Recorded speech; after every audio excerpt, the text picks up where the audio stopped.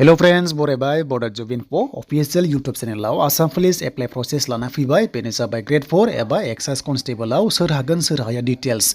दा लोगोफोर नोंथांमोना मिथिखागौ Grade-4 आवहाय डिग्री पास हाया जुदि नोंथाङा डिग्री पास बा Grade-4 आव हानाय नङा बे ट्रेड्समेन आवहाय 10 बेनिफ्राय Excise Constable आव हाजोबगोन 10 पास निफ्रायनो ओके Excise Constable आव 10 पास जानांगोन जुदि 8 पास बा हानाय नङा सो जों एप्लाइ अनलाइन आव थुबाय बेयाव नोंथांमोना लिंकखौ मोनगोन डिसक्रिप्शनाव डाइरेक्ट फैनानै बे पेजआव फैनो हागोन सो बेनिफ्राय जायफ्रा गोदान केन्डिडेट नोंथांमोना रेजिस्टार नाव थुनानै रेजिस्टार खालामनांगौ आरो बेनि बागै भिडिअ नायोब्ला स' नोंथांमोना डिसक्रिप्शनाव नायबानो जाबाय गासैबो डिटेल्सखौ मोननो दा बोरै खालामो नोंथांमोना ससे दिन्थिगोन जाहाथे नोंथांमोना बुजियो दा लोगोफोर बेयाव रेजिस्टाराव थुनाय लोगो लोगो नोंनि नाम बेनिफ्राय गासैबो डिटेल्सखौ नांगोन बेनिफ्राय क्वालिफिकेसनाव नोंथांमोना गोसोआव ला जुदि नोंथांमोना ग्रेजुवेट होयोब्ला स' नोंथांमोना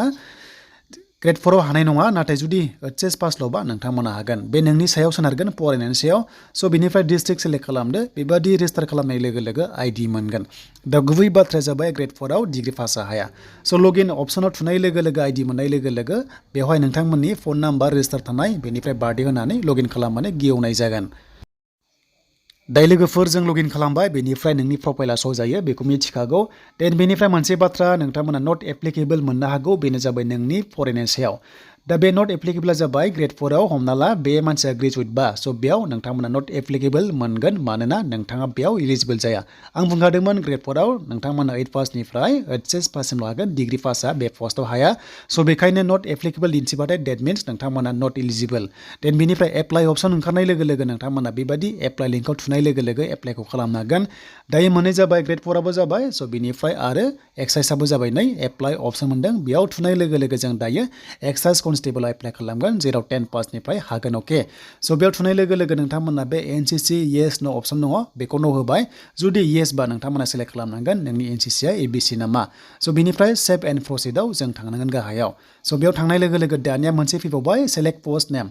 थ' पस्ट नेम ओंखारखागोन बे जाबाय Excise Constable सेलेक्ट खालामदो स' बेनिफ्राय सेभ एन्ड प्रसिडआव थांबावदो फिन खनसेबाव स' बेयाव थांनाय लोगो लोगो जोंहा गुबुन पेजआ बेबायदि लडिं जागोन देन फैबाय स' बेनिफ्राय दायो नायदो नोंथांमोना सेभ एन्ड प्रसिडआव नोंथांमोना साबमिट अप्शन मोनदों साबमिटआव क्लिक खालामनांगौमोन आरो गोदानब्ला साबमिटआव होनानै सेभ एन्ड प्रसिडआव नोंथांमोना फिन खनसेबाव क्लिक खालामना होदो स' खालामबाय देन खालामनाय लोगो लोगो नोंथांमोना डकुमेन्ट्स आपल'ड खालामनांगोन बेसेबां किबि नांगोन बेखौ नायनोब्ला आइ बाटनाव थुनाय लोगो लोगो नोंथांमोना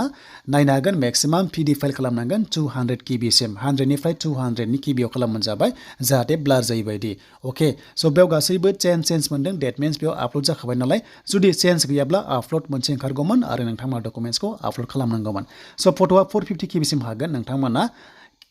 देन बेनिफ्राय सिगनेचारा 100 किबिसिम हागोन बे जिपिजानो जायो बाट गुबुन डकुमेन्ट्सआ गासिबो PDF फाइल खालामनानै आपल'ड खालामनांगोन स' बेनिफ्राय आपल'ड खालामनायखौ नायनोब्ला नोंथांमोना भिउआव थुबानो ओंखारगोन दा नोंथांमोना भिउआव थुनाय लोगो लोगो बे डकुमेन्ट्सआ मा आपल'ड खालामखो बेखौहाय नुनो मोनगोन जुदि किबिया गोरोबाबा नोंथांमोना आपल'ड खालामनो हानाय नङा स' जाहाथे ब्लार खालामा जुदि ब्लार जायोबा नोंथांमोना रिजेक्ट जागोन स' बेनिफ्राय पार्सनेल डिटेल्स बेनिफ्राय प्रेजेन्ट एबा पार्मानेन्ट एड्रेसखौ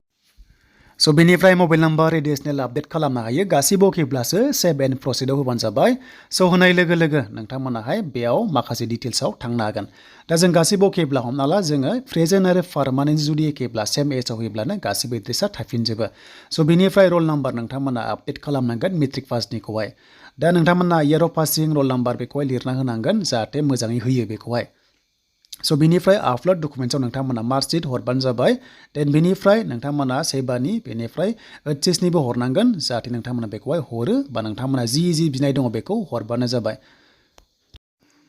दा क्वालिफिकेसननि मार्कशिट एबा डिटेल सार्टिफिकेटआ जाबाय मेक्सिमाम PDF फाइला 200 किबि अके देन बेनिफ्राय सेभ एन्ड प्रसिडआव थुनाय लोगो लोगो बा प्रिभिउआव थुनाय लोगो लोगो जोङो डिटेल्सखौ नायबाय थानो हागोन दा बेयाव Excise Constable होनाय लोगो लोगो अनलि 10 पासनिफ्रायनो हागोन अके दा बेयाव डिग्री पास जालायनाङा आरो जुदि नोंथाङा डिग्री खाबा जेबो प्रब्लेम गैया स' बेनिफ्राय प्रिभिउ नायनाय लोगो लोगो नोंथांमोना बेयाव गासैबो प्रफाइला श' जागोन नोंथांनिया नोङो मा सोखो मा हरखो गासैबो बेयाव प्रफाइला श' जागोन बेनिफ्राय मोनसे बाथ्रा लास्टआव फाइनाल साबमिट मोनसे अप्शन मोननाय जायो अके दा बे फाइनाल साबमिटआव थुयोब्लासो नोंथांमोना एप्लाइआ साक्सेस जागोन जुदि थुवाब्ला नोंथांमोना साक्सेस जानाय नङा दा बेखायनो गासैखौबो चेक खालाम नोंथांमोना भिउ अप्शनाव थुनाय लोगो लोगो स' नोंथांमोना बे जाबाय नोंथांमोननि साबमिट खालामनायखौ नायफिनजोबनो हायो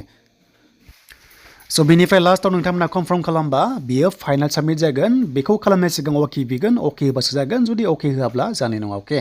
दा गासैबो अके जादोंब्लासो नोंथांमोना फाइनाल साबमिट खालाम नङाबा मिस्टेक जादोंब्ला रिजेक्ट जागोन दा बेनोसोमोन दिनैनि एप्लाइ प्रसेस आसाम पुलिस